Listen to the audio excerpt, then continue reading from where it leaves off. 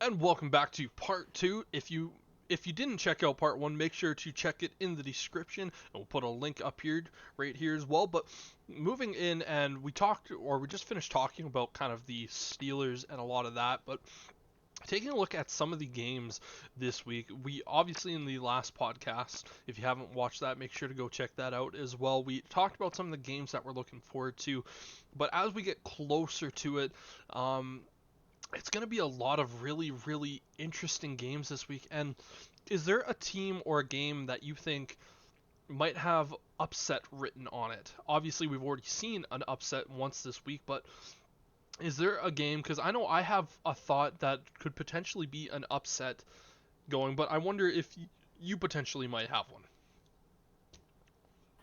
Well, I mean,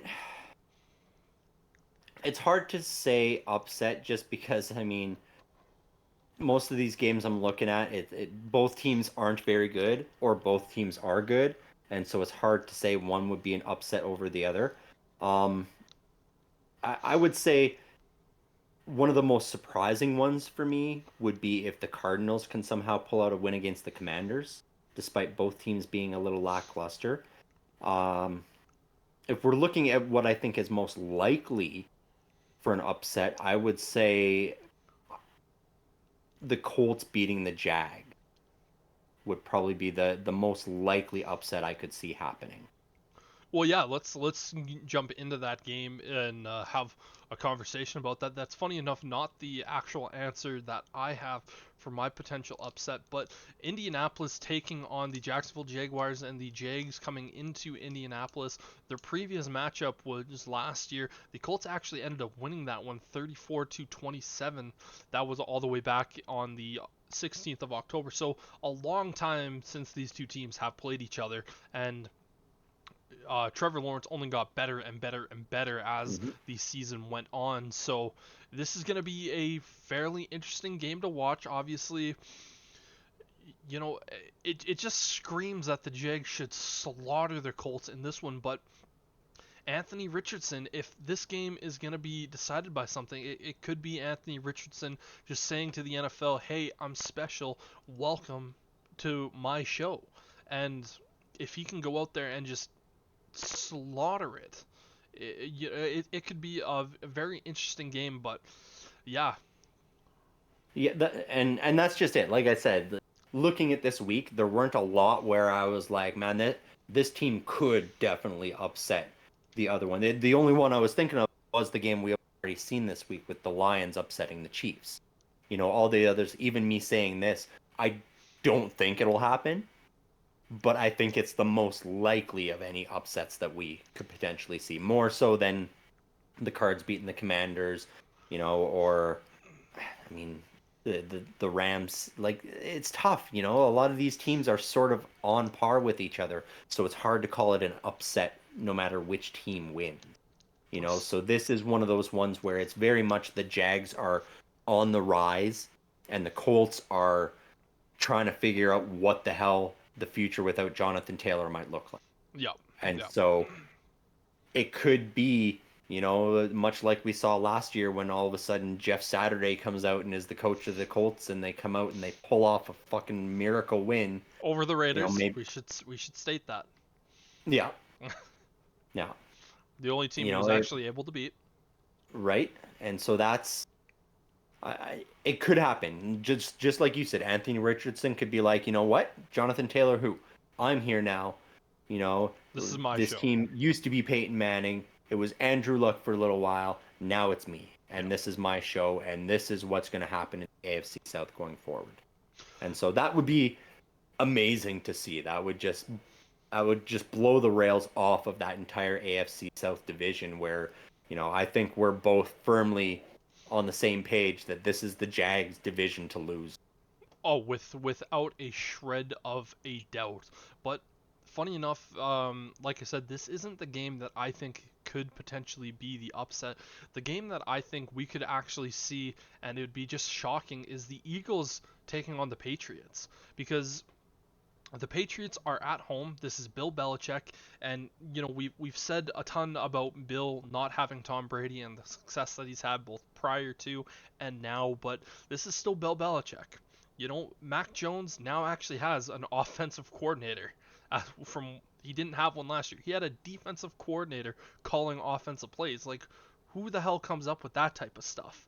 But and the next thing is, are the Eagles going to come out and have that Super Bowl hangover? How often do we see these teams come after the Super Bowl and they lost the Super Bowl going like, yeah, this should be a really, really big win? Last year, we saw the Mhm. Bengals who lost the Super Bowl. They went out against your Steelers and they ended up falling and they didn't look great. I'm not saying that the Patriots are going to blow out the Eagles or anything, but week one, they're always a lot closer than what a lot of us give the games credit for.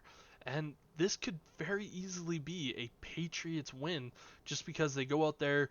The Eagles have just been talked about all off season Mhm. long. Like, oh my God, I can't believe they got Jalen Carter, this, and that. Eagles could go out there and it could just be maybe potentially a little bit too much. But we could also be talking about this and the Eagles walk out there and put up a 27 bomb versus no points allowed. And I just sit back and go, okay, yeah, no, I'll wear my dummy hat today. Yeah. That type of situation. But to me, that just kind of has one of those feelings where it's like this could potentially be one of those upset games. Yeah, and I mean you make good points there for sure. I mean, look at the Chiefs. Granted, they were missing a couple key pieces, but they fell here in week one as well with, having maybe some of that Super Bowl hangover was part of it. That maybe that's why Mahomes wasn't able to, pull the rabbit out of the hat and pull the win this time. So yeah, that's a good point. And I mean, another factor is Tom Brady's supposed to be in the building. They're honoring him that night or during that game against the Eagles. So it could be a situation of them wanting to show out for Tom, and be like, hey, like we're still good even without you. Believe in us. But We know you're a part owner of the Raiders now, but yeah. yeah, exactly. But Now the question for Brady: does he come out and just completely don all the Patriots gear, or does he like show off? He's like, I actually own a team, so I'm gonna flex a little bit with this. I'll show some Patriots love for sure. I think he's gonna probably do a little bit of Patriots love just because of where it is. Yeah, But for the most part, I think he plans on staying more neutral because even owning a team, he knows that he's going into the broadcasting realm pretty soon here, yeah, and he has to remain more neutral, impartial as a broadcaster. Yeah, and so without a doubt. I think we're gonna see a little bit more of that Tom Brady of yeah, I'm everybody's fan now. Yeah, but do we potentially see a Jackie Moon type situation where he's both player, owner, and coach going out there for the Raiders this year? Because how hilarious would that be? No, I think the only shot of him actually coming out of retirement and actually playing wouldn't even be for the Raiders. It would be Bill Belichick and Robert Kraft calling, going, "Please come back. This Mac Jones kid just isn't doing it for us. Just get us a couple of wins, We'll call you Daddy Tom now. We swear. right?" We'll we'll No, put the I nude don't see him models. ever tying the boots up again for any team but the Patriots. I could see the 49ers. No, I don't even think so there. That was his childhood team, man. Like if like Yeah. I could look at it like this. If let's say Brock Purdy goes down with an injury like week 12 or something like that, Sam Darnell has and he just looks shit the entire game, and they're like, okay, like maybe let's just off chance, let's just call Tom. We're we've lost two games this year. We're easily going to be the Super Bowl favorites, blah, blah, blah. Let's see if he'll do it. Call him up. Be like, yeah, sure, I'll go win a Super Bowl for my hometown team. Yeah, Just maybe. it'd be interesting. I don't think it's going to happen. I think Brady is firmly retired this time. Um, knock on wood, we thought that last time too. So Right? we'll see. But yeah, it's gonna like those are kind of the two games that, yeah, I agree with you, are both kind of the, but for me, that's those Patriots, they have a lot to fight for in that game, and Bill Belichick is gonna have his team ready. Well, and especially, that team's coming into the season in the basement of their division looking up. Hmm. Even though all four teams are 0-0 right now, they're still firmly, all the analysts, all the reporters, everybody says the Patriots are the last place team in that division. They're the worst team. And so they do. They have something to prove. They have a chip on their shoulder. And, you know, Bill Belichick does seem to perform better when he's, Got you that know, chip. being thought of as the underdog. Yeah, and they really are. And like, how do you not place them in the basement? Just looking at the division, obviously you have the Bills, who have been kind of the powerhouse since Tom Brady left with Josh Allen, and then Hmm. you had Miami last year come up and say, hey, don't forget about us. And now the Jets are walking out with, Hmm. Mr. Stony Rogers, and he's And going Miami would have stayed on par with Buffalo if not for that to an injury. bad Tua injury last year. Well, you look at their playoff game. The Bills Hmm. almost didn't win that against a guy that you and I for like almost didn't even know about. Yep. Like, you're just sitting back going like, how the hell did the Bills almost lose this game? And so now it's a three team race, and Yep. you listen or you look at the Dolphins and you go, man, like they have a real opportunity to go out there against a really good team and the Chargers and say, listen, we had our bumps and bruises last year, we are for real. And they're gonna Hmm. have to be if they want to get playoff again this year, because the Jets aren't gonna fall apart halfway through the year, or at least we think. Who knows? Well, This you is think. this is the Jets, so Yeah. anything can happen. I think they will, but I think the same thing about the Browns. Everybody's like, no, it's Deshaun Watson, it's Aaron Rodgers. These teams are finally turned around, and it's like, no, But I I have a heard lot that. more faith in Aaron Rodgers than I do to Deshaun Watson. So do I. I do agree with you there. I think the Jets are more likely to prove that what they've done is enough. And I also don't think the Jets are done. I think the Jets will be making more moves coming up here before the trade deadline to solidify their place and give both Aaron Rodgers and the defense more weapons. I think they're probably going to be one of the teams that makes the most moves this season in order to improve their team rather than, some of these teams that we start selling off guys because they know it's not their year.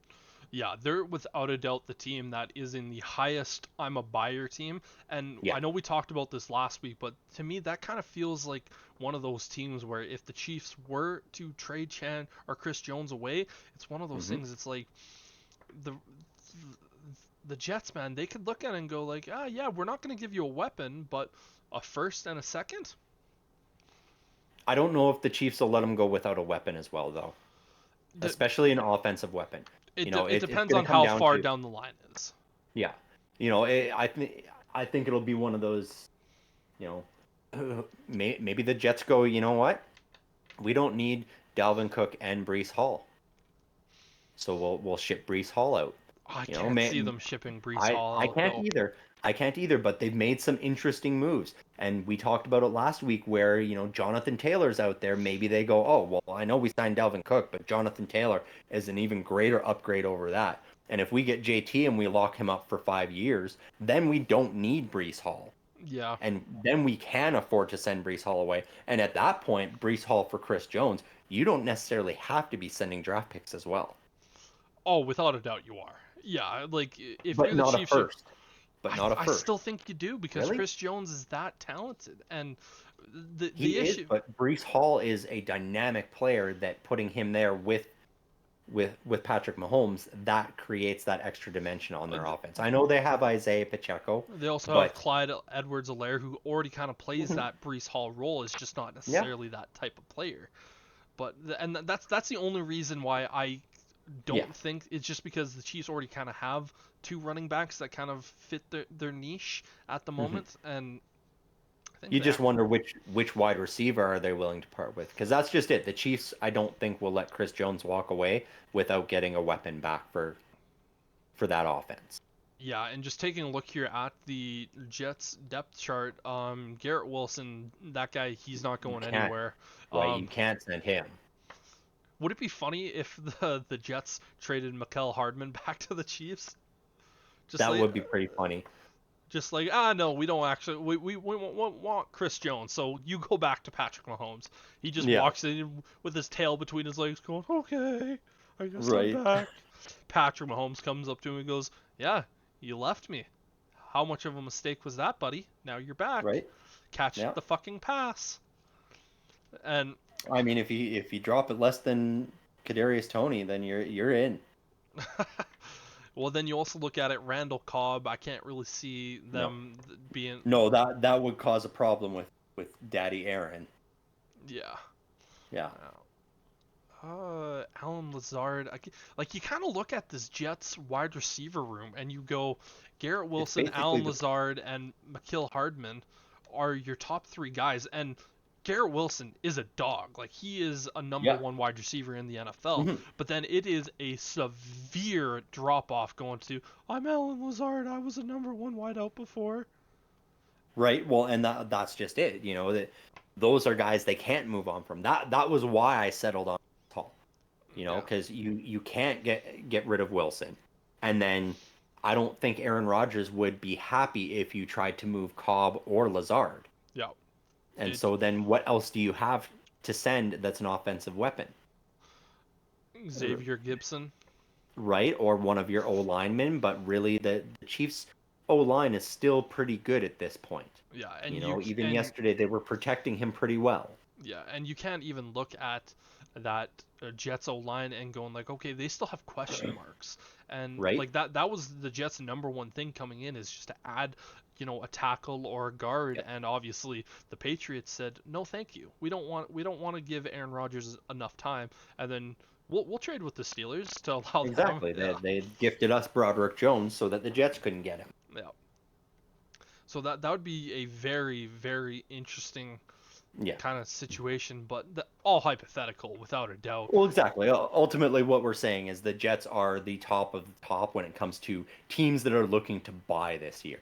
They're buying in this season. They think this is their year, and I don't think they're done.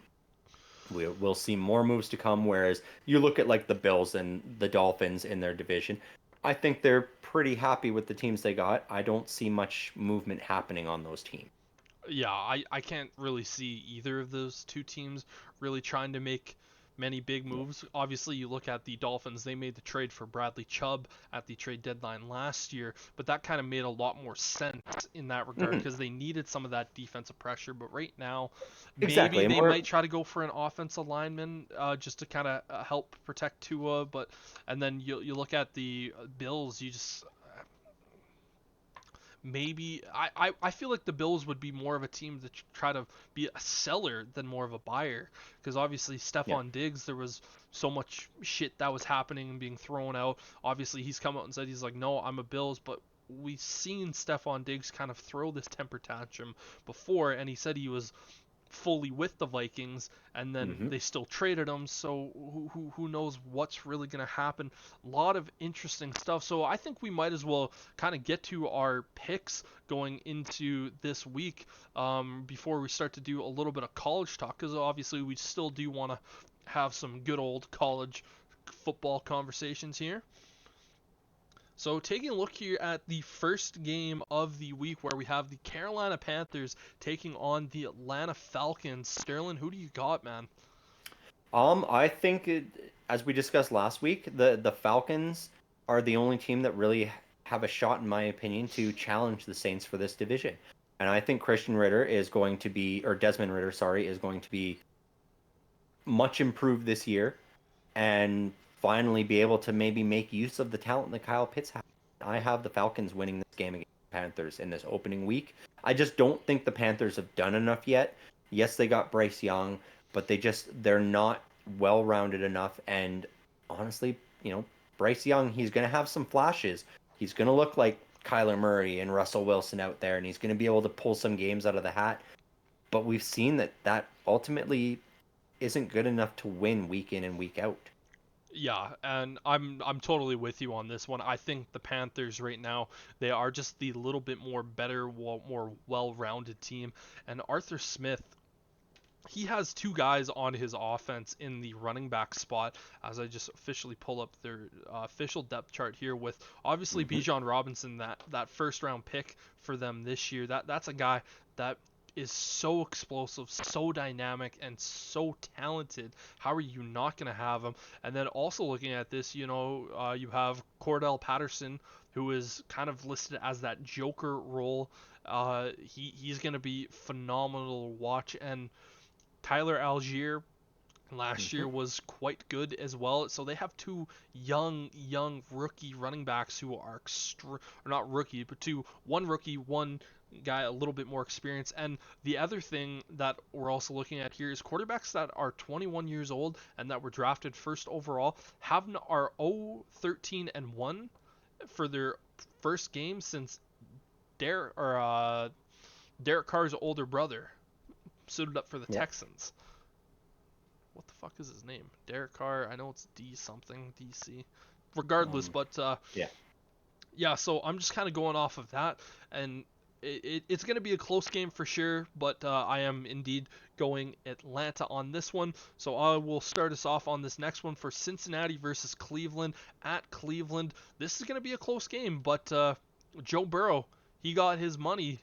He got paid big time. That's something we didn't really talk about. The 270 million, 200 and I think 20 million fully guaranteed towards Joe Burrow. I think the Bengals, they're looking at this year and they're a team on a mission. They know that they just paid their quarterback, that before all this money starts to kick in, they're going to have to really make this push here now. And I think Cleveland, they're still going to be a little too rusty with the Deshaun Watson situation. Not a ton of game time for him. I think it's going to be a close game that ultimately goes towards the Cincinnati Bengals. Yeah, and I agree with you on the outcome for sure. I think the Bengals are going to take this game for sure. You know me, I'm not sold on Deshaun Watson. And Joe Burrow, he has been cleared to play this week, but, I'm sure he's going to be a little more ginger. I think what we'll see actually is more of a running back battle. We're going to see the RBs go at it between these two teams this week. It'll make it for a typical AFC North gritty, tough fight. I know Myles Garrett is, hoping he can get to Joe Burrow and maybe knock him down a peg, maybe take him out early in the season because that's the type of player Myles Garrett is. But I don't think that Bengals O-line is going to give him the chance. They are much improved this year. I think Joe Burrow is going to have a better chance staying upright, and I do think that they're going to play this game, especially once they get out in front. They're going to play with the intent of protecting Joe Burrow and running the ball as they can. Yep. But yes, Bengals will win. Next game up on the list is the Jacksonville Jaguars versus the Indianapolis Colts. Which we did discuss earlier, how if there's going to be an upset, this is the one I was thinking. That being said, I am still going Jags with this one. I really don't think the Colts are going to be able to upset. I think we've seen our upset for this week already. I don't think we have another one coming. And really, Trevor Lawrence, he is now at this point where he's wanting to and going to be able to prove himself. We discussed this is their division to lose, and I don't think it's going to start in week one. I think they're going to start with a win and roll on to Kansas City next week and see what they can do up against the defending champs. Yeah, and I'm completely with you on this one. I just think Anthony Richardson here at the moment, looking at his offensive weapons, obviously he has Michael Pittman Jr., but is Michael Pittman Jr. alone really going to be good enough to kind of do this one? And then looking at the defense, DeForest Buckner is great on the defensive line. Shaquille Leonard, is phenomenal. Taking a look here at their corner situation and their secondary, not a lot. So this team, there was a reason that the Indianapolis Colts last year were picking in the top 4. There wasn't really a whole lot of question marks surrounding that one. But I even if Anthony Richardson just goes off and looks, alien in nature, you just look at the Jags' weapons, adding Calvin Ridley to that offense, to that already potent offense that Doug Peterson has going for Trevor Lawrence, man, Calvin Ridley is going to do bad things to that Indianapolis Colts defense. Well, and that's just it. Even if Anthony Richardson is able to go off, he's going to have to put all of his effort into driving that ball down the field and getting a touchdown. And then Trevor Lawrence is going to get the ball back and just casually make his way down the field because that Colts defense isn't good enough to hold up against the Jags offense. So Lawrence is going to easily be able to answer that and then go, okay, now put this whole team on your shoulders again and go score if you really want to win this game. And I just don't think, even if he has a couple of good flash drives, I don't think he's going to be able to sustain it for the entire game against this Jags defense that is, again, a quietly good defense. Like, I think this defense has the potential to be in the top 5 come the end of this season. Yeah, and it's going to be very, very interesting. I'll start off the next one, the Minnesota Vikings versus the Tampa Bay Buccaneers. And this might shock you, but I'm actually going to pick the Minnesota Vikings to win this game. But it's good. The reason that I'm going to say it's shocking is because I think this is going to be a lot closer of a game than a lot of people initially expect. Because the Minnesota Vikings offense, you have Justin Jefferson, Jordan Addison, KJ Osborne, then you have TJ Hawkinson. It is just going to be too overwhelming for the Tampa Bay Buccaneers secondary to really deal with. But we still look at the Tampa Bay Buccaneers, and their defense is a lot better than what people are going to give them credit for. Mm-hmm. And Minnesota's defense is a lot worse than what people are going to give them credit for. And we need to remember, who are the top 2 wide receivers for the Tampa Bay Buccaneers? That's Mike Evans and it's Chris Godwin. Yes, we talk about Baker Mayfield, but one thing we know about Baker Mayfield, if he has talent around him in quality wide receivers, he is effective with the football. And I arguably think Mike Evans and Chris Godwin are probably the 2 best wide receiver unit that he has ever had.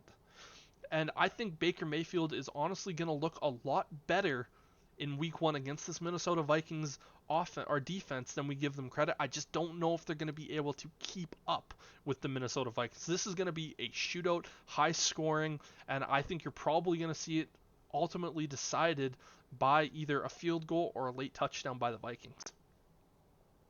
Fair enough. I do agree with you on the outcome. Not the surprise I was expecting you to say, because you know me. I am not sold on Baker Mayfield. And even with him having the most talented wide receiver duo that he's ever played with, I don't see him getting it done. And we got to remember, Mike Evans, his heart's not in it this year. This is last year in Tampa. He knows it. We know it. The whole damn world knows it. And so I think if it comes down to plays where he's like, oh, I can make this play, but it might hurt me, he's not going to make them. Because he knows how good he is, and he knows he's going to go somewhere else and get paid, whether he performs this year or not. But he could also be looking at it like early on in the season, this True. could be my audition tape to go get traded to another team. And for instance, the Kansas City Chiefs might be looking at this going like, hey, like we are more than happy to go out there and get Mike Evans for the second half of the season and give Patrick Mahomes a true talent. And they're not going to do that if Mike Evans doesn't perform. And I think Mike Evans knows that he needs to ultimately show great stuff on tape if he's going to get potentially traded. Yeah. No, I agree. Like, he will look good. He will play well. I don't think Baker Mayfield has it. And Kirk Cousins, outside of primetime, is a stat machine. He puts up good stats, great passing yards, good touchdowns, not many interceptions. So ultimately, I don't think this will be as much of a shootout as you believe it will be. I think the Vikings will win this relatively easily. I see the Vikings putting up over 30 points, and I don't see the Buccaneers going beyond 20 unless their defense gets a score as well. Which is something that we could see. We could see. But I think that's the only way they can put up more than 20 is if their defense is contributing to the score line. Now the Tennessee Titans in New Orleans to take on the Saints. Sterling. Well, we've talked at length about the Saints this year and the ease of schedule they have, and it starts right here in week 1. I mean, is it Ryan Tannehill or Malik Willis that's starting for the Titans? You know what? I don't think it really matters, to be honest with you. Sure, they've got DeAndre Hopkins now, so they've got a good offensive weapon, but the Saints defense is good. We don't know what we're going to see out of Derek Carr yet, but I think he'll have a short leash. They still have Jameis Winston on the roster as well. I think the Saints will win this game. I think this will be a close one, but ultimately, I don't see enough from the Titans to make me think that they're going to be a juggernaut this year like they have in years past. You know, they could prove me wrong. You know, maybe they come out and we see Derrick Henry of old, and we see DeAndre Hopkins going up and making catches in double coverage. And all of a sudden next week, I'm going to be out here going, you know what? Maybe this isn't the Jags division anymore. Maybe the Titans actually do have something finally. But they've been one of these teams the last couple of years where they've looked good on paper, and then they just sort of fizzle out and run middle of the road, and it's just I don't feel it. You know, whereas this Saints team, I think they've got a lot more to prove, and they know they need to come out week one and win so that they can sort of show that, hey, we want this division this year. The NFC South is ours. Um, but all of these are going to be tough.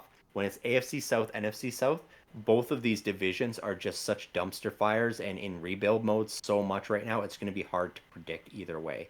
But I'm going to go with the Saints here in week one. Yeah, I'm also going with the Saints here in week one. I just have more faith in what the Saints are going to be able to do offensively. Yes, they brought in DeAndre Hopkins, but he's definitely getting up there in the tooth. Still going to be a great wide receiver, but he's realistically the only wide receiver out there. So all the Saints need to do is say to Marshawn Lattimore and then to Tyrann Mathieu, make sure he's not, like, he can't do anything. And they have the guys in the secondary to do that. I'm still a big Derrick Henry fan. I think he's gonna run rampant. But then you go on to the opposite side, Jamal Williams, who had a phenomenal year in Detroit last year. I was kind of shocked they didn't resign him because obviously he broke the touchdown record for the Lions in a single season last season. Chris Olave as the number one target. And, we always like to joke about Michael Thomas not being healthy, but right now he's healthy. He's healthy. And when Right? Michael Thomas is healthy, he's the best wide receivers in the entire NFL. And he is now playing second fiddle to another Ohio State wide receiver who is also extremely talented. So I think, honestly, the Titans are probably going to kind of forget about Michael Thomas because I think everyone's forgetting about Michael Thomas because, again, he's just not been able to stay healthy. But if Michael Thomas is healthy, we need to remember he's really, really good. And Right? as much as You we think we'll joke, see that trademark slant on like the first drive and Michael Thomas just go for 70 yards for a touchdown? it wouldn't shock me in the Right? slightest. And Derek Carr, as much as we joke about him, the second that there's pressure and he was running away, and he should be sponsored by Depends because he's running away like he has shit in his pants every single drive. He is one of the best quarterbacks at reading a defense and delivering the football when it needs to happen. And the Saints have a pretty decent offensive line to give him some protection. So I'm going to give this one to the Saints. I think this game is going to be close, though, because I think Derrick Yeah. Henry is going to keep them in this. Now moving over to the 49ers versus your Pittsburgh Steelers. Yeah, and I mean, you know which way I'm going to go with this. But granted, as the week has progressed and the injury reports have come out with the D line being a little short-handed now, it definitely does concern me. Um, I do still think my Steelers are going to win this game. That is who I'm picking for this game. Mainly because the 49ers are notorious for stumbling in the first couple weeks of a season. They don't always come out with their best foot forward. The Steelers have not had a home opener in week one in a decade. So that stadium is going to be on fire. And the players are just going to feed off of that as they always do at home. Um, I think it's going to be close though. It's going to be a battle between two second-year quarterbacks to see who's better. Christian McCaffrey is going to have a monster stat game, I think. But ultimately, I think it's going to come down to a field goal. And I I trust the Pittsburgh kicker much more than the San Francisco kicker in this very difficult to kick stadium. And so I think it's going to come down to Chris Boswell nailing a field goal to win the game in the final second. Yeah, I think this one is going to be a really close game, and Yeah. because you have two teams that have unbelievable defenses. But I have a lot more faith in the 49ers defense than I do the Steelers defense. And I think that's what the game is going to come down to is which defense just has a better day, and I think it's going to be this. I was going to say the Steelers, but I think it's going to be the 49ers that are ultimately going to have the better defense, and I have more faith in their offense than I do Matt Canada. And that's another thing is just it's just a little bit more faith in just the 49ers. Yes, they are typically a little bit more stumbling last year. That's a hard game to really look at from last year playing the Bears in a monsoon. Like the Mud Bowl Yeah. is what we call it. Like that's just one of those games where it's a Mhm. toss of the coin. Whoever like that you can't really judge off that one, but this is indeed a tough game, but I have more faith in the 49ers offensive line up against that edge rusher and just pressure that the Steelers can bring. I still think they're going to get after Brock Purdy because you can't keep TJ Watt and Alex Highsmith and then all the other talented guys and Hayward away from him. They're probably going to get after him, but I just think you look at it, Eric Armstead, Javon Hargrave, Nick Bosa, Fred Warner, you just look at these guys, Cleveland Farrell, they're going to get after this young defensive line or offensive line, and it could make for a really really tough day for Kenny Pickett. Definitely. So now moving over to the Cardinals versus the Washington Commanders, and for me, this was probably one of the weirdest games to kind of pick because you're looking at the Cardinals and going they're so bad, but you're also looking at the Commanders and going this is the Commanders. I am gonna pick the Commanders just because I think you look at that Arizona team, they look like Swiss cheese.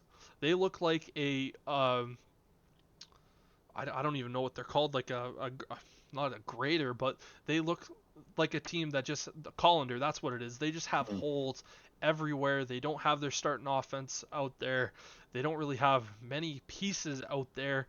Um, Commanders, they do have a fairly good defense, just kind of ultimately taking a look at that. Chase Young, this is him basically coming out and saying, listen, like, I'm that dude.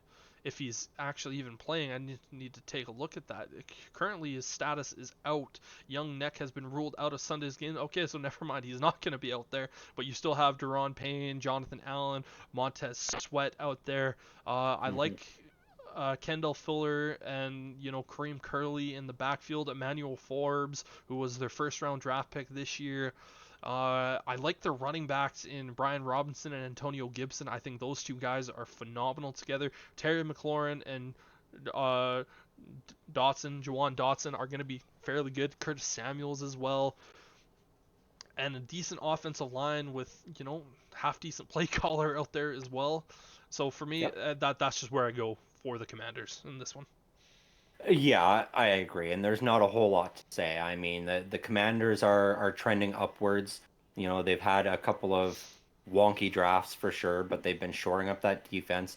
You got Sam Howell in there now. You know, the guy they took last year that they swore was going to be their next star quarterback. So this is a chance to prove himself, and he's got great weapons around him. You know, a not top tier defense in Arizona. And I mean, even the offense from Arizona, you got Joshua Dobbs starting at quarterback this weekend, who is a former third stringer for the Pittsburgh Steelers. So I've seen a lot of him. He does have some talent. He's a good game manager, but you'd need weapons around you to win games as a game manager, and they don't have that in Arizona. You know, I they're gonna put this game and this whole season it feels like on James Conner's shoulders, and one running back can only do so much. Hmm. You know, he's gonna have a monster year stat wise, but the team's not gonna win a lot of games. And I think it's gonna start in this first week where the Commanders are gonna have a fairly easy go of it. Yeah, and it's going to be a really interesting game. But next up, we have the Texans versus the Ravens, and Sterling, take us away on that one. The this one honestly, it's a tale of a top team against a bottom team, and I don't see much from the Texans that gives me any reason to bet against them. And you know, Lamar Jackson got paid. The Ravens, they brought in some weapons for him. I think they're going to look improved this year. We'll see how long they can stay healthy, But at the start of the season here, this Ravens team is going to be one of the best in the league, and they're going to make easy work of this Texans team. Yeah, I'm also going with Baltimore here.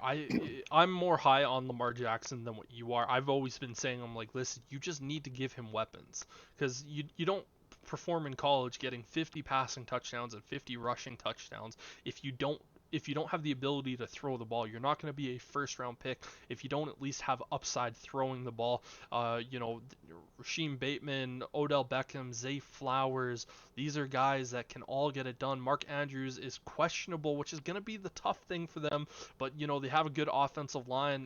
They have a fairly good defense. Marlon Humphrey, unfortunately, is not going to be in the game, but still, you're able to get that. Justin Tucker, best kicker in football, best kicker possibly ever in football. So it's hard to look at that. And then you just look at this Houston Texans team. I will name all the players that I actually think are worth a shit on this Texans team. You have CJ Stroud, Damian Pierce, Laramie Tunsil, Will Anderson, Derek Stingley, and Jalen Pitre.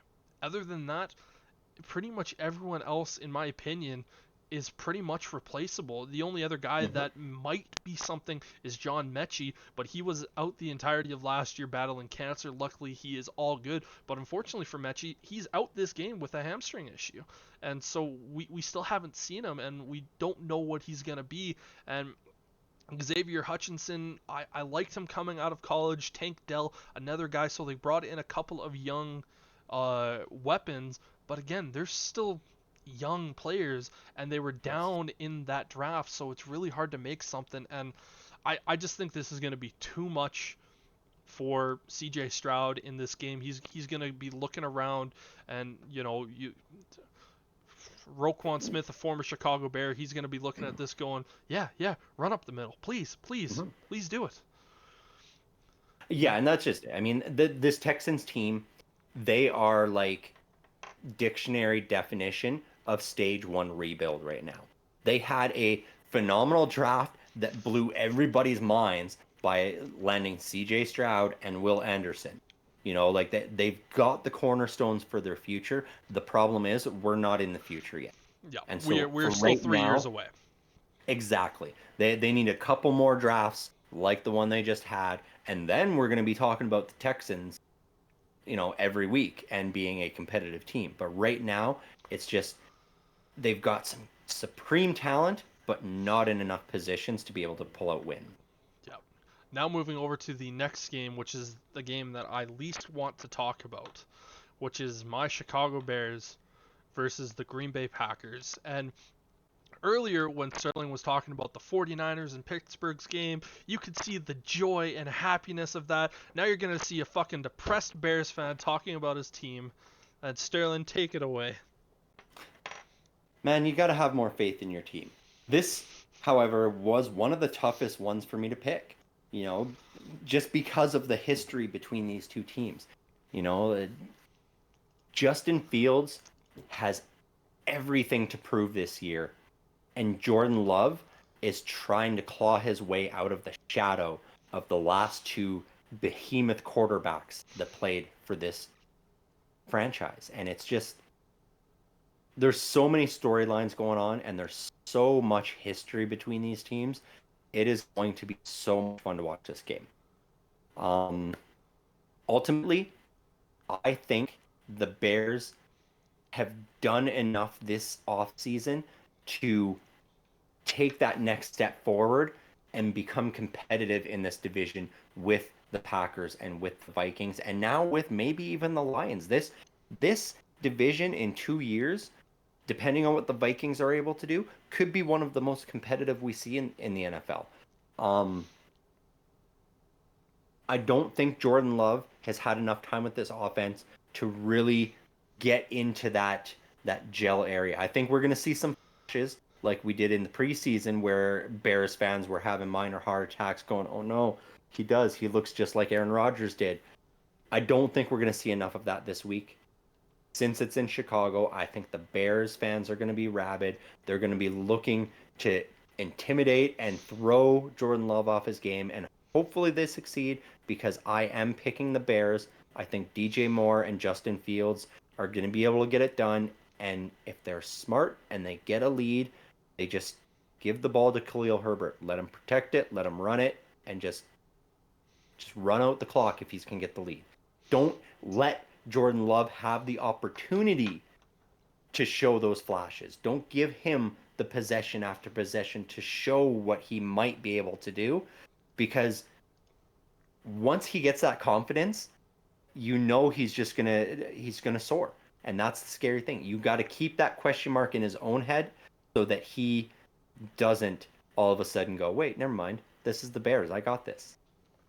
But I think the Bears here in week 1 are going to pull this out. When we talk in week 18, I think I might choose differently. I'm picking the Bears. I hope so. Yeah, and to me, the reason why I want to talk about this game so little is because the Bears are looking at the Packers. They should be able to beat them. I think they're the better team on paper. Christian Watson, their number 1 receiver, is out. He's not playing. Romeo Doubs, he's questionable. And then after that, you are basically just left with question marks at the wide receiver spot. You have Luke Musgrave, who is a rookie tight end, who I love. Luke Musgrave.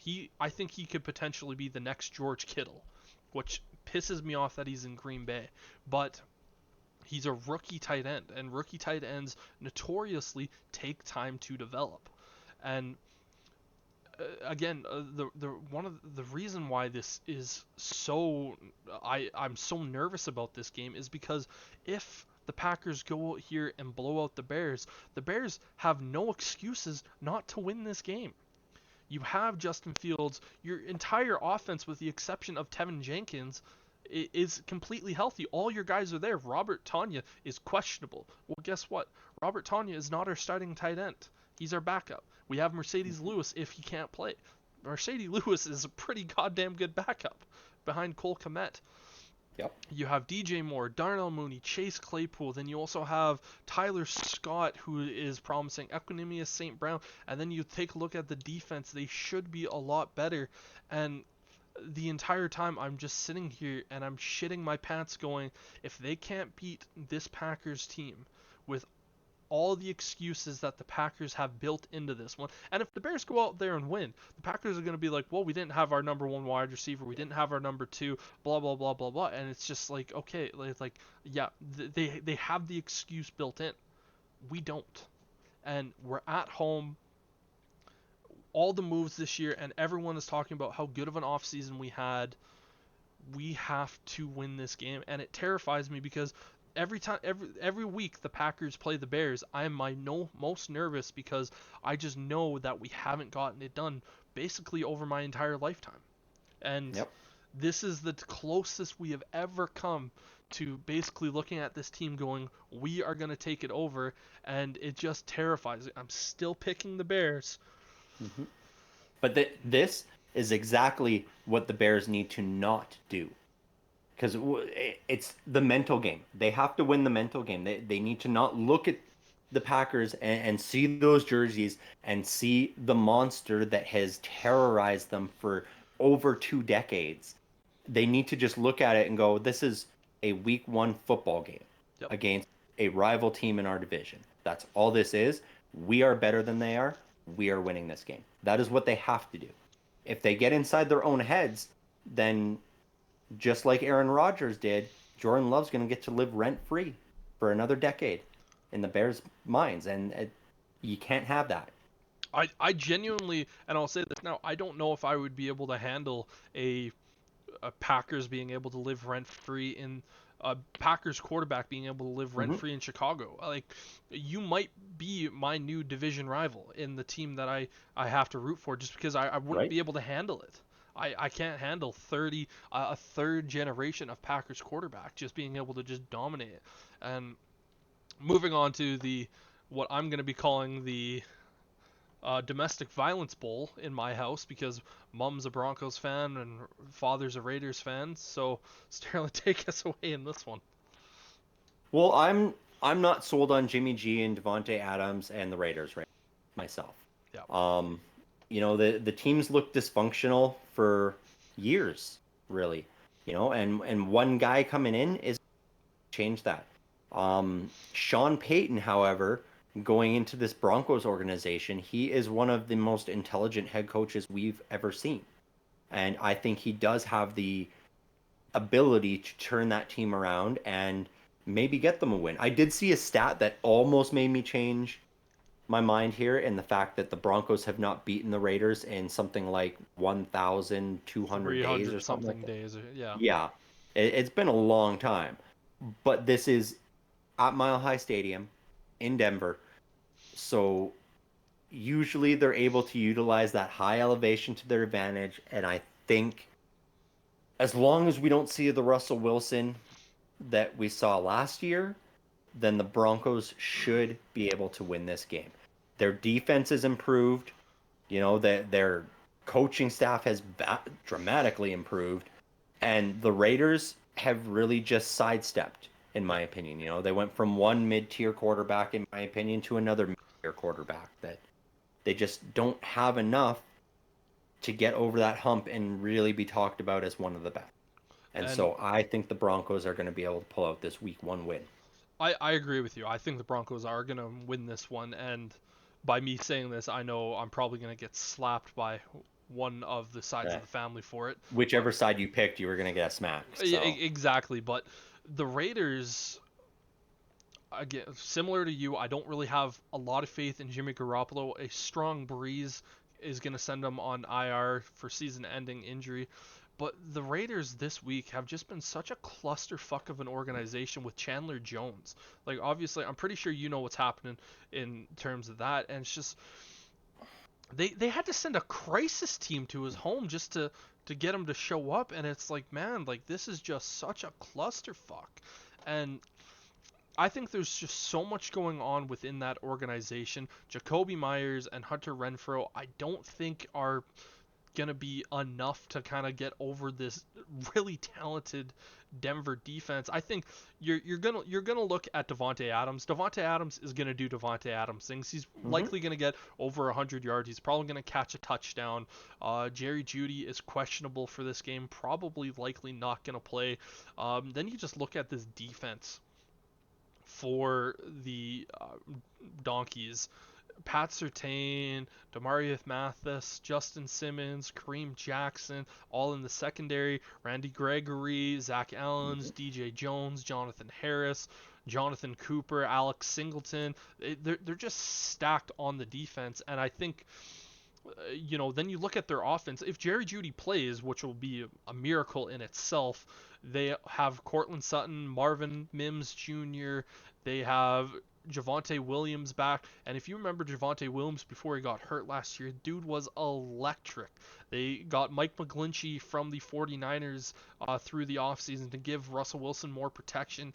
And Sean Payton should be able to get Russell Wilson cooking and get him saying, Broncos country, let's ride. Yeah, yeah. And so, I mean, we both agree Broncos. I do think this is going to be a very low scoring affair, though. I don't see either team scoring more than 14 points. I think it's going to be a 10-7 or 10-3 type of game. It's going to be low scoring for sure. Yeah. And it's going to be really, really I'll say this, like tomorrow I'm calling a football game, so I'm going to be missing most of the domestic violence bowl in my house, but the second Mm-hmm. that I get back here, I'm recording the Bears game. I'm going to immediately walk into the house, be like, "Hey, what's up?" And I'm going to go watch the game from start so that I can catch up. And so I'm going to be missing most of the domestic violence bowl, but moving on to the Eagles versus the Patriots. And for me, as much as I talked about this being an upset game, I also mentioned some things in there where it's like this young defense. They had a lot of turnover for the Eagles, and they might be coming off that Super Bowl hangover. I still look at the Patriots and I go, man, like they have Juju Smith-Schuster as their number one wide receiver. I genuinely couldn't remember who their next best guy was. Devontae Parker, Kendrick Bourne, and then they have Hunter Henry. as their number one tight end. They have question marks all on their offensive line right now. And then their defense, Matthew Judon is really the pretty much only guy other than Kyle Duggar and Christian Gonzalez. But other than that, I just look at this Patriots team and I just go, man, Bill has been able to work magic with teams in the past of just kind of having guys that you didn't expect to be good that turned out to be good. But that's when you had uh, the greatest quarterback of all time. Mm-hmm. And I just think the Eagles, they are going to be too motivated, and they saw the Chiefs lose game one. So I think that's only going to be more fuel to the fire for them and say, listen, we are winning this thing. We have the team to do it, and they still have an unbelievable roster. Yeah, I agree. The Eagles are just too good on both sides of the ball.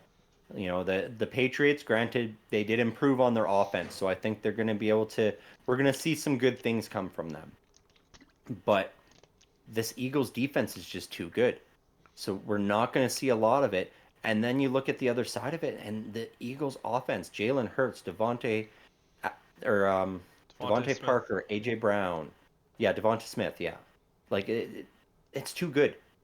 You know, and they're just, it might start slow, it might be a slow burn because of that Super Bowl hangover, but ultimately the Eagles are going to be able to run away with this one, I think. Well, don't forget adding DeAndre Swift from the Lions, who Yep. you and I both said that the Lions completely mismanaged DeAndre Swift because him coming out of, I believe it was Georgia, just taking a quick peek at this one. Yeah, Georgia, he was unbelievable. When the Lions drafted him, I said, holy shit, like they got a really good guy. And then you also have Dallas Goedert as well, and then that Hmm. defense, man, oh my God. The fact that Jalen Carter is second on the depth chart in their D tackle, it's just that tells you how good and stacked their team is. Yeah. And it's going to be really, really interesting. Now, taking a look at the Chargers taking on the Miami Dolphins in LA. This, to me, is going to be one of the most competitive of the week outside of that Steelers 49ers game, in my opinion. Um, Picking this game was tough. Ultimately, I, I boiled it down to home field advantage.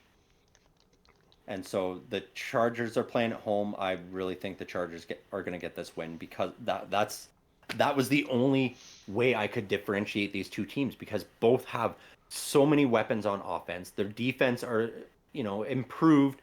Granted, the Dolphins are missing Jalen Ramsey at this point. I think if Ramsey was playing, that might have shifted me the other way. Um, these are two excellent AFC teams that are both going to be fighting for not only a wild card spot, but their division likely at the end of this season. It was tough picking this game, but I think Herbert is going to be able to outperform Tua in this game, and therefore the Chargers are going to get the win. Yeah, I think for the Chargers, I'm also picking them. The home field advantage, like what you said earlier, you hit the nail on the head. This is going to be one of the most competitive games of the week. It's going to be so much fun to watch. Um, and it really is going to boil down to these. I think the Chargers getting Keelan Mond as their new offensive coordinator, that's going to be big for them. It's going to help out some of the play calling and this and that. And the Chargers, they're going to go out there and they're going to play well, and it's going to be a very close game. This should arguably be game of the week. Um, uh, you and I were talking earlier in the day about kind of one of the games that we're going to talk about a little bit later in the Cowboys and Giants being the Sunday night football game. Arguably, this Los Angeles Chargers versus Miami Dolphins, this probably should have been it. Yeah. But yeah, now we have the Seattle Seahawks taking on the Los Angeles Rams in Seattle. I am going to state that this is the Seahawks division to lose. Kind of like what we talked about with the Jaguars earlier. The Seahawks, they kind of had the Cinderella story last year where it was like, "Oh my god, they're really good with Geno Smith." But now after kind of being that wait, I just said this is their division to lose. No, that's not what I meant. I now rethinking this, they are in the primetime hunt for going after a team like the 49ers. Mm-hmm. Now that I'm not thinking like an absolute dickhead, I'll continue on with my statement. Geno Smith, Kenneth Walker, they're getting him back. DK Metcalf, Tyler Lockett, Jackson Smith and Jigba, Noah Fant. Oh my goodness, like how are you gonna deal with that? And that, like, I don't even care about looking at the Seahawks defense. They got a lot better at it this year. But I want to look at the Rams defense, and I want you to tell me if there's really any of these guys in the secondary: De'Aaron Kendrick, Jordan Fuller, Russ Yeast, and Kobe Durant. Who's gonna stop? Right? Who is going to stop that? Aaron Yep. Donald is an unbelievable player and might be the greatest defensive player that we've ever seen come into the NFL. Like, he is that good. But Aaron Donald is not out there covering Jackson Smith and Jigba. He might be able to get through and sack Geno Smith a few times, but it's like, okay, wow, you sacked me 3 times today. Great job, buddy. I still put up 450 yards to my 3 elite wide receivers. There's just I look at the Rams, Matthew Stafford. I have a lot of question marks about him still with his health. Mm-hmm. Cam Akers, no. Cooper Kupp just went on IR today, so I had to text Colton, who was part of our fantasy. Obviously, he drafted Cooper Kupp, and I was like, "Guess what, buddy?" And he goes, "Jesus Christ." I then proceeded to text him, say, "Oh yeah, Kyle Pitts is out." He goes, "Are you fucking kidding me?" It's like, "No, I'm fucking with you." But yeah, I can't look at this offense and go, Van Jefferson right now is the number 1 receiver on the Rams depth chart currently. Van Mm-hmm. Jefferson is not a number 1 receiver on any team. I know this Rams team. We touched on them earlier when we were talking 49ers. The Niners need to look at this because this could be their future. Like it's very real possibility. The way I look at the Rams right now, Super Bowl hangover earlier. This is like a 45-year-old getting a hangover, and it lasts 2 to 3 days. This is lasting 2 to 3 seasons on them at this point. Like they still haven't bounced back from that Super Bowl. And the And biggest thing about that Super Bowl, sorry to jump in and cut you nope. off on this one, but like they looked at it and said for years, the fact that their last first round pick was Jared Goff. It was Jared Goff was their last first round pick. They threw all of their picks away and said we are going to become Yeah. dominant, and they were. They were great. But now age is caught up, salary They cap is were. caught up. You got to pay the Yep. credit card company sooner or later, and now they're They were paying old. for it. Right? Was it worth it? You were great for 1 year. Was it worth it? Yeah, you got the Super Bowl, but now you're looking at it going like, man, Hmm. Now is it's going to that be another 15 years before you can do that. yeah, exactly? You've Right? mortgaged the future away. Because wasn't the last time the Rams won it like 2001 or something like that when they were still in St. Louis? Uh, Back to Kurt Warner and yeah, Isaac Bruce and Torrey Holt, and that was the last time. And now they've done it again, but it'll be another 20 years. yep. But yeah, that's the thing is that this Rams team, like you said, way too many question marks, way too many holes, way too many guys that are just banged up still. And then you look across at the Seahawks and they just got better. It boils down to Geno Smith. If Geno Smith can go out there and go, hey, look, I'm that still that wasn't a guy. 1 year flash. That was me finally getting my opportunity to start and going, hey, look at what the Jets failed on. Hey, look at what all these other teams failed on. This is who I was. This is who I could be. And we talked about it before the season that this wide receiver duo has the chance to be the best. DK Metcalf and Jackson Smith and Jigba, like these two guys combined, they could just tear up defenses if Geno Smith is able to get the ball out properly. Well, not only And that, but I Tyler Lockett as well. Like, you can't dismiss what he does. oh no, I'm not dismissing him. He's like you're like your safety net. Yeah, And he is the best safety net in the league because if you've got a third and medium, you're going over to the middle of Tyler Lockett. He's going to catch the ball, go down, get you a first down. You're set.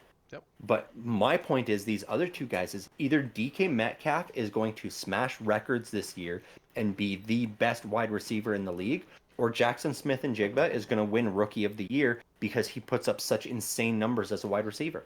It's one of those two things has to happen in Seattle this year if Geno Smith is able to perform as well as he did last year. Yeah. And, you know, those two sides of the coin right there is why I'm also picking the Seahawks to win this week. The Rams just don't have enough in the tank. And last thing I'll say about the Seahawks, I could see all three of those wide receivers getting over 1,000. Oh, me too. Which is Yeah. absurd to say. Like most teams have one, maybe two guys that can get over that 1,000-yard season. Like this is Madden shit that we like to do, where we'll just be like, oh yeah, sure, we'll draft a few wide receivers that are great. Oh, DK Metcalf's on the free agency market. Fuck it, I'll pick him up. I got cap space, and then you just have three guys all 1,000 yards. Like that's what it feels like right there. Yeah. And but Like, yeah, could you imagine those three guys with one of the top tier quarterbacks like a Patrick Mahomes or a Josh Allen or a Joe Burrow? If any of those had these three receivers, we might have multiple receivers with over 2,000 yards if that was. you're definitely having a situation of where the quarterback passing record is broken. Yeah, And there people are be guaranteed. like, oh well, if it's happening in 17 games as opposed to 16, no. I think you could see that broken like week 12. Yeah. And now moving over to the Sunday night football game where you have Dallas going into New Jersey to take on the New York Giants. Yeah, this was a very disappointing choice for the Sunday nighter. It drives me nuts that the NFL is still so much dick riding the Dallas Cowboys. You know, like I get it. You know, they're America's team. You gotta, but put them on at the 225 game for America's game of the week. Give us a fucking a show Give us for Miami some versus the man. Chargers. Like I don't care about Dak Prescott, right? Or the Bears Packers, like I said, storylines galore. You know, the Niners, the Steelers, because you got two really good upstart teams coming. Like, give us something. Like the Giant Daniel Jones against Dak Prescott. Okay, so a guy who's gonna maybe get 100 passing yards against a guy who's probably gonna throw 4 interceptions. Whoop de doo. Like, honestly, I'm not looking forward to this game. I think it's gonna be boring. I don't see a lot of upside from either of these teams outside of Saquon Barkley with the Giants. And I mean, for that reason alone is why I'm picking the Giants. I don't have faith in the Cowboys at this point. If they end up going away from Dak Prescott and giving either Cooper Rush or Trey Lance the reins, that'll get my attention. Then maybe I'll start paying attention to the Cowboys. But at this point, it's CD Lamb and it's I feel bad that I can't remember his name right now because he's one of the Tony best defensive Pollard? players. Oh, Micah No, Parsons. Micah Parsons. Yeah. Like that's what it is. Yeah, Tony Pollard, great. He might do good things having the bulk of the carries, but we've seen this league right now. It's going to a two running back league where when you've only got one guy, teams are able to key on the talents and shut that running back down 9 times out of 10. And so I don't think Tony Pollard's going to be as dynamic this year as he was last year when he had Ezekiel Elliott as his running mate. So that's why I say it's basically CD Lamb and one guy on defense. That's it. The Cowboys just don't have enough, and so I think the Giants will win this game. Yeah, I think this is arguably going to be one of the worst games this weekend just because you have a team in the Giants who looked at their best offensive piece and said, fuck you. And then they went out and overpaid Daniel Jones so much money. I said at the end of the year, the Giants need to keep Daniel Jones, but they need to look at him and say, listen, bucko, you aren't him yet. So we're going to give you a 2-year deal, and we're going to try to truly see. But they said, nah, we'll pay him $25 million a season. That's cool. Oh no, $40 million a season, I'm pretty sure is what it was. Which, if you would have told me at the end of last year that the Giants were going to give Daniel Jones $40 million a season, I would have looked at you and said, you're stupid. And if you would have told me this now, and you do tell me this now, I still look at the Giants and go, you're stupid. Yep. Like, just looking at his stats over his career. The most passing touchdowns he's ever thrown was in his rookie season with 24. He threw 15 last year. He threw 15 passing touchdowns. Yeah, he'd added a little bit more with his legs, rushed for 700 yards, and had 7 rushing touchdowns, which is fine. Mm-hmm. But how do you pay a guy $40 million a season? His last 3 years combined, he had in 2020 11 touchdowns, 2021 10, 2022 15. Yeah, the interceptions every year have dropped, which is great, because Danny Dimes, the biggest thing we talked about with him was he needs to learn how to not throw interceptions and fumble the ball so often. But that also comes with being able to throw passing touchdowns. But then you also look at the other side and you go, Dak Prescott, other than his rookie year, has only been an interception and turnover machine. Like, just taking a look at Prescott's numbers right now, it's staggering, kind of looking at it going like, okay, in 2020, or why the hell, oh no, I clicked the wrong button, that's why. So in 2016, 23 passing touchdowns, 4 interceptions. The only other year where he had 4 interceptions was when he only played 5 games. Every other year, with the exception of one, which was 2018, he has had double-digit interceptions. Yeah, he had 37 passing touchdowns in 2021, but he also had 10 interceptions. This one is just going to be that was a better one. 10 interceptions is not a bad thing. But I agree Daniel Jones was overpaid, but it really is like at least he's trending upwards and improving each year, whereas Dak Prescott has just been... He's been a roller coaster of just kind of going down. And it just... He hasn't inspired confidence ever since that ankle injury. Yeah.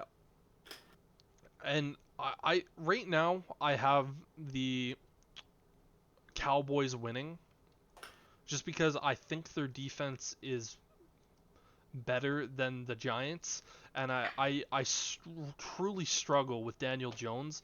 You know, they have DeMarcus Lawrence, then they have Michael Parsons, Leighton Vander Esch, Stephon Gilmore, Trayvon Diggs in the secondary. Like, they have pieces there, and they have guys for sure. And I think they should be able to stop, but, you know, pretty much I look at that Giants team, and I go, who do you have on offense? And Saquon. You got Saquon Barkley. You are correct. Darren Waller, questionable for this game. So if he doesn't play, there goes your best receiving threat. You're looking at this, Isaiah Hodgins as your number 1 wideout, Darius Slayton, Paris Campbell. You have Jalen Hyatt, which is a guy you drafted. Then you have Sterling Shepard. All of these guys, you're not really giving me a lot of confidence throughout the air. So I could very easily flip-flop this one back and forth. I currently have it as the Cowboys just because I like their defense and trust their defense a lot more. I think Micah Parsons is probably going to be an X factor and really change this game, but this is arguably going to be one of the worst football games this week.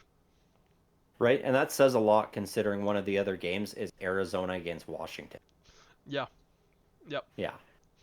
And now finally going over to our Monday Night Football game where we have the Buffalo Bills also heading into New Jersey at MetLife Stadium, taking on the New York Jets and newly minted quarterback Aaron Rodgers.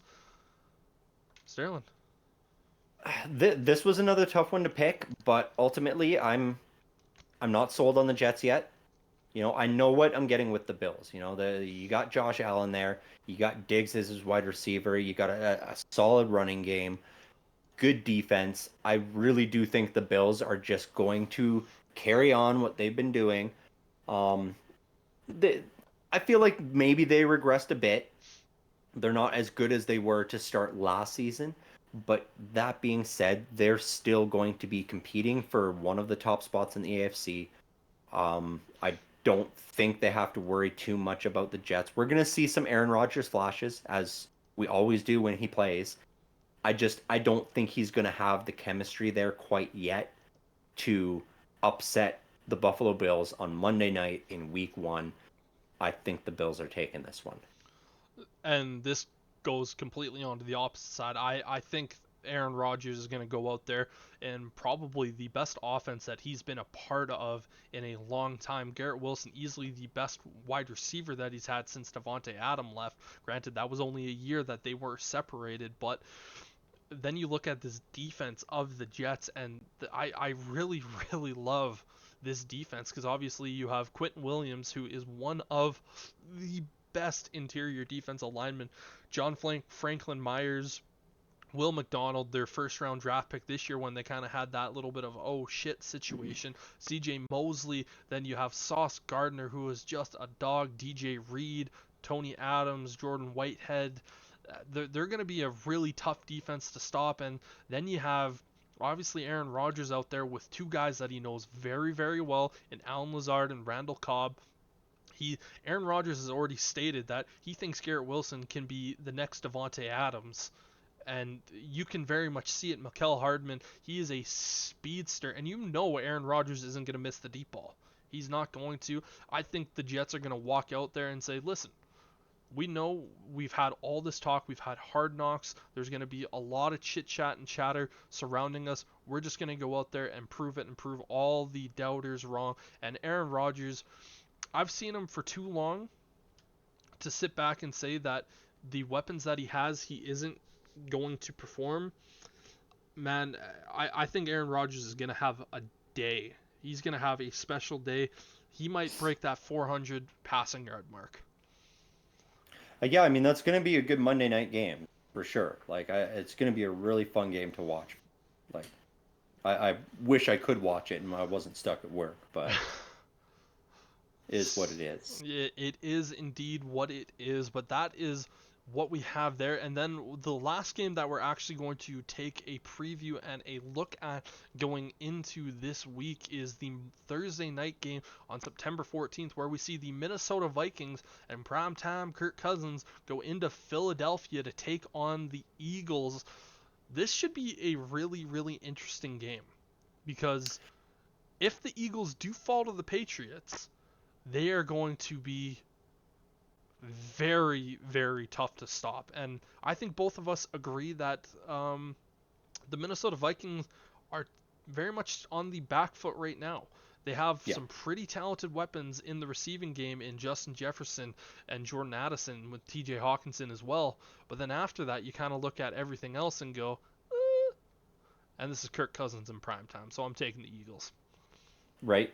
And that's what I say every time. Anytime we have to predict a game and Kirk Cousins is playing in primetime, I say I don't have to talk about anything else except for that, and I'm taking the Eagles. Because I don't know what it is about the dude, but he just cannot play under the bright lights. You know, even with the best wide receiver in the league, you know, with one of the top tight ends coming up, like he just can't get it done. Yep.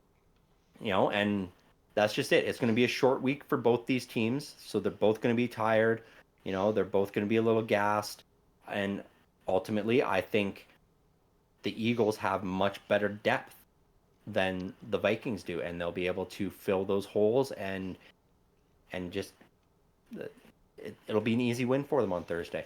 I agree, and especially if they end up falling to the Patriots, they're going to have such a massive chip on their shoulder. They are not going to walk into Philadelphia and let the Vikings, who they just demolished last year on primetime, come in and even try anything.